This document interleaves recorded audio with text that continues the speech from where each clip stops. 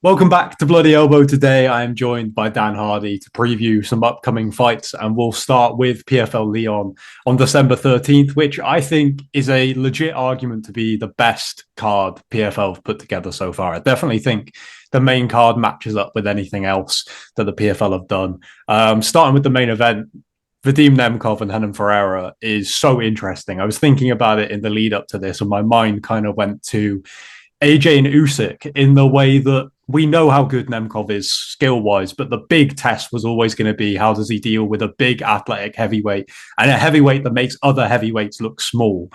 How do you look at this one before it takes place?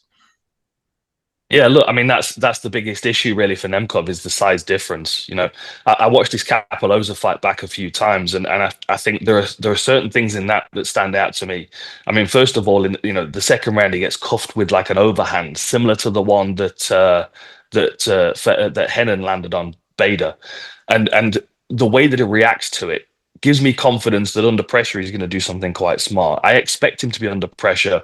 I think at some point Hennon's going to catch him with a shot that's going to, even if it gives the impression that he's hurt, that he's kind of out of sorts. Hennon, you know what he's like. He'll put his foot on the gas and he's going to charge him down. We saw him do it against Goltsov. He's done it against many other fighters.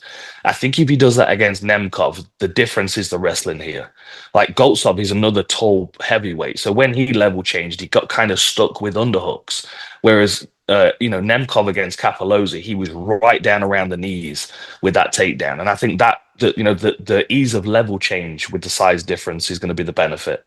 And ultimately, I think once Nemkov gets him on the floor, he's still going to feel like a heavyweight, even though he doesn't have the height of a heavyweight. He's got a very broad back on him. He's grown into the weight class very well. And I don't think he's got the excess weight that would necessarily slow him down. He's going to move really well over the space of 25 minutes. So the size difference on the feet, dealing with the striking, the long range straight kicks and punches of Henan is going to be the biggest problem here. But I think once Nemkov gets inside, that's really where Henan's now under pressure and has to show his evolving game. I feel like, and not to get ahead of this fight, because I think it's such an interesting matchup for Nemkov. But when Ngannou first came to the PFL, Nemkov was a name that I think people who were familiar with the division were saying that's the guy that we want to see fight Ngannou at some point in the future. But we needed to get through these tests first. And I feel like Henan is that last test in the sense that he's big, powerful, athletic. Do you see it the same way in the sense that if he obviously Henan and Ngannou are so different, and obviously we saw them fight already, but I feel like this will tick a final box that Nemkov needs to tick before he can fight someone like Ngannou, who has been at that top level for a long time, but also is a style matchup that's quite difficult for Nemkov being so big and so powerful. Yeah, I absolutely agree. I think, if you look at the fights that Nemkov's had so far in the division, Capoloza is a former light heavyweight. He grew into the weight class just like Nemkov did. Obviously, he's been in the heavyweight division a bit longer, but still, you know, with a bit of a struggle, he could probably make 205 again. Tim Johnson's a big dude, would probably never make 205, but he's also not, a physical freak like Henan is, with no disrespect intended. I mean, 6'8" with the reach that he's got. I would have loved to have had that build as an MMA fighter or as any kind of athlete. To be honest, Randy Couture always talks about it on commentary. If he'd been born in a different country, he would be playing a high level sport. It's interesting to see how he adapts his skills to this, but also in MMA.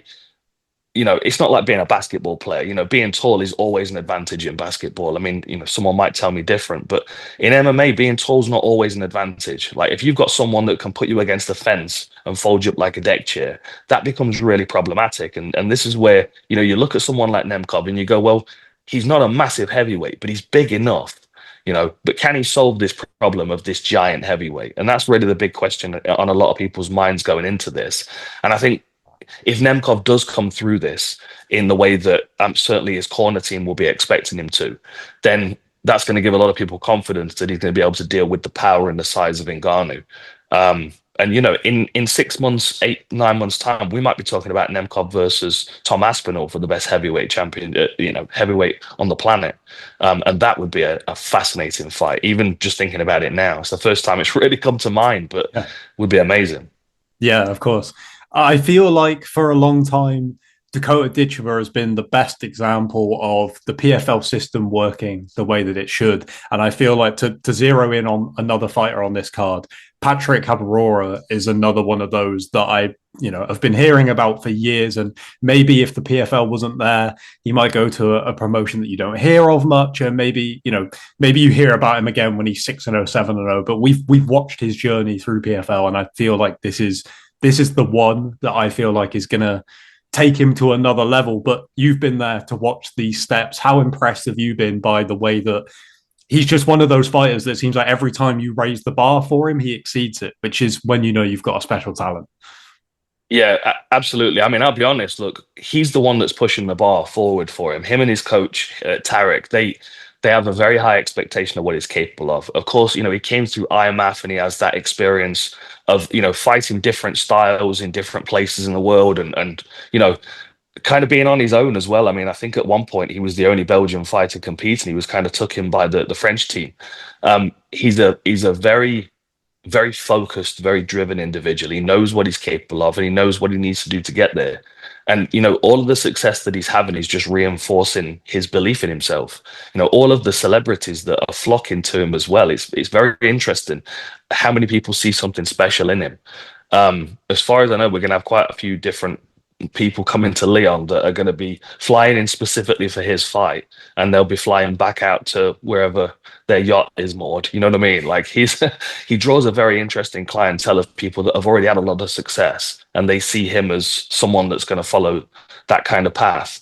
Kevin Jousset is a big, powerful, dangerous welterweight though. Like he's been in there against the best in the world, and there's no way he could make lightweight. This is really where, kind of similar to what we talked about with the main event, this is a real stretch for Patrick here. It was in the last fight against Danny Roberts, and we can't underestimate how big of a step that was because of the way that it played out. Like this fight could look very different. If Kevin Jousset gets a hold of him, he could make Patrick look like a lightweight. And I think that, Patrick's in a very interesting circumstance because obviously if he wins, then the expectations are going to really, really increase and he's going to have to really step his game up to keep impressing people. But he also seems hungry for that challenge. And to see him on this card against Kevin, I think this for me is that this is my main event. I'm excited for this fight more than any other on the card, if I'm honest. Yeah, I agree. It's fantastic. And I feel like it's come at such a good time for both of them in their careers. To switch focus a little bit, this is a fight that I wish we were still getting the regular Dan Hardy breakdowns on, because I would love to see you try to pick this one apart, because so many people think Anthony Joshua and Jake Paul is a pointless endeavor, aside from the fact that Anthony Joshua is probably going to get paid an incredible amount of money to do it. If you were having to break that one down, where do you even start with someone like Jake Paul? Because most people will just say he doesn't have the right amount of experience. He's not a heavyweight. What are we doing here? I think those statements are right. I mean, he's not a heavyweight. Although if you look historically, he's not too dissimilar to some of the heavyweights that we've had in the history of the sport.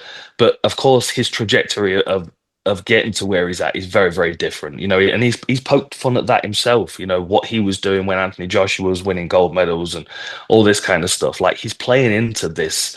He's playing into the ridiculousness of him being in this fight against Anthony Joshua. He did it on the face-off. I thought it was a very, very clever, well thought out process of him walking up to him and looking him in the eyes and then looking at his chest like, this is actually how big I am compared to this guy.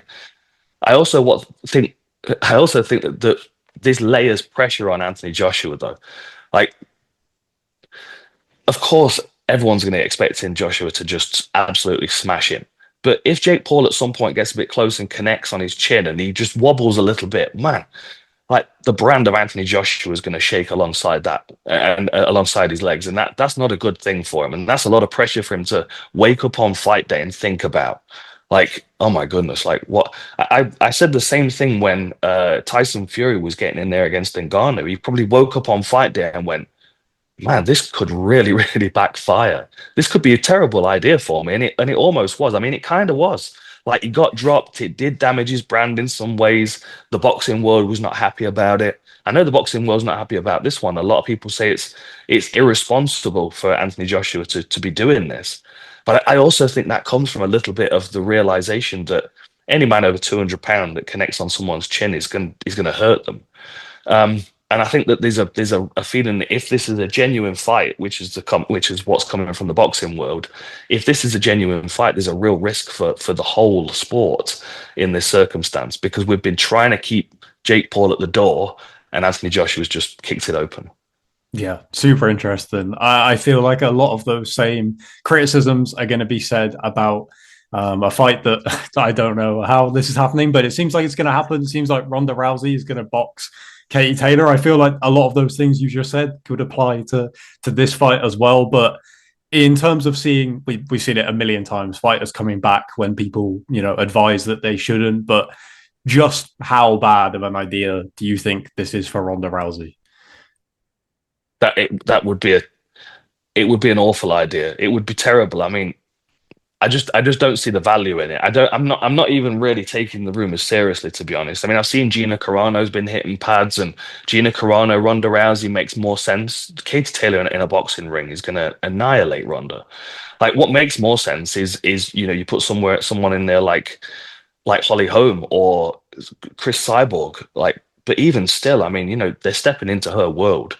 Like, it just doesn't make any sense to me. It wouldn't make any sense at all. I mean, I just don't think Ronda is even considering it. She's surely not.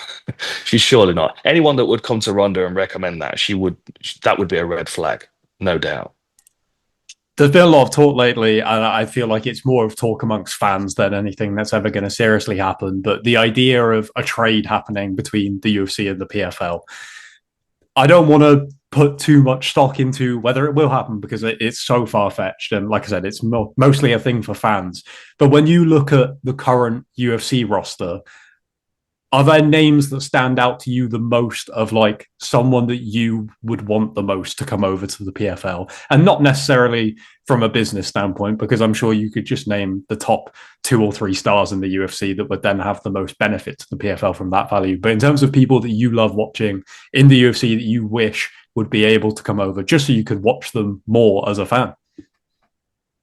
To be honest, I don't like the idea of trades. I think it's an odd thing to do in combat sports. Like, if it's a team and if you trade in one player from one team to another, etc., that makes sense. But a fighter is a very individual thing. Like trading Ben Askren for Demetrius Johnson. Was that the trade that they did? That didn't Yeah. make any sense to me whatsoever. I mean, like what one is not the equivalent to another. Like the only person that the UFC would want from our roster right now, really, to like, if they're to be open to a trade, would be Dakota.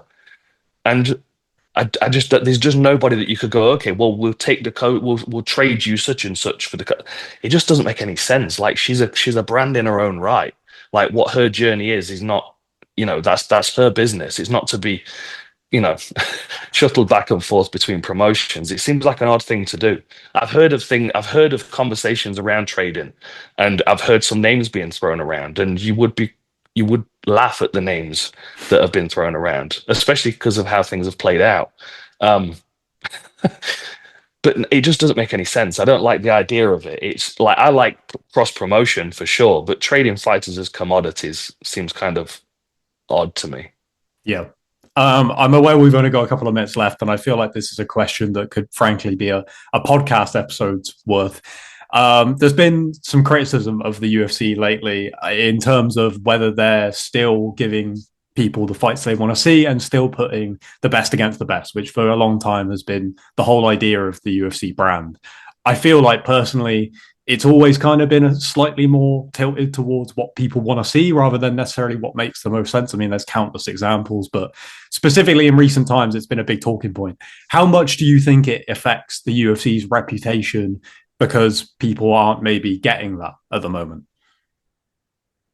I mean, I'd certainly think it does affect the UFC's reputation. It's difficult though, because they have such a hold on the sport. It's like, you kind of get what you get. Like, we'll give Yeah. you what you get, what we want you to get, and you'll like it. You know what I mean? And it's like, a lot of things don't make sense with what they do, but they also don't necessarily run like a sport, do they? You know what I mean? It's far more aligned to a pro wrestling kind of model. You know what I mean? It's like, your brand is what sells, and your brand is what will move you forward. And look, I'm speaking from someone that benefited from this. Like I was coming to the UFC roster in a time where they were expanding into Europe, they were expanding into the UK. I had a big mouth, I had a brand and a haircut, you know what I mean? And you look at the division around me, like I could have fought Josh Koscheck or John Fitch or someone like that on the way to a GSP, and I didn't. To be honest, I mean, looking back, not I may have never made it to GSP if I'd have fought those guys, but he was the first legit wrestler that I fought. You know what I mean? It's like everybody else I fought was a striker, and there are other fighters that are getting that same kind of treatment in the UFC right now, and it the only real problem in the long run is it kind of undermines the value of the belt, right? Like if you've got someone holding the belt, you kind of feel have been like shuttled through and put in that position, then like it's the belt that takes the hit, not anything else. And that's a shame because the UFC belt is the pinnacle of the sport right now. Um, I don't know. I mean, I think we'll get back to it, but I also think, certainly think Dana's distracted with a lot of other things going on right now. And I think, we look at the promotion of the fights and it has become a little bit generic and a little bit samey. Maybe they've taken their focus off, driving the sport, driving the promotion for the fans as much as they used to. I've had this conversation with a lot of my old friends now. I'm in Vegas that are hanging around the gyms, and like there's almost a feeling like when we were fighting on the roster, they were the golden years. That was the good old days, And the whole subculture around it was awesome, and the tap out truck, and all the different brands that were popping up. It was an exciting time, and you're right. This is a podcast. We could do an hour on this. They're all effects of the monopolization of the sport, and I think that over the next 5 years, we're going to keep seeing these effects of the monopolization. And this is why MMA fans need to understand how important the PFL is and how important all these smaller promotions are. Like, give them your support because ultimately that's what's going to keep the sport alive at the end of the day. Well, Dan, I appreciate your time as always. PFL Lyon, December 13th. Like I said, one of the best cards the PFL put together, if not the best. All the best for it, mate, and I will catch you at some point soon, I'm sure. Thank you, my friend. Always good to talk to you.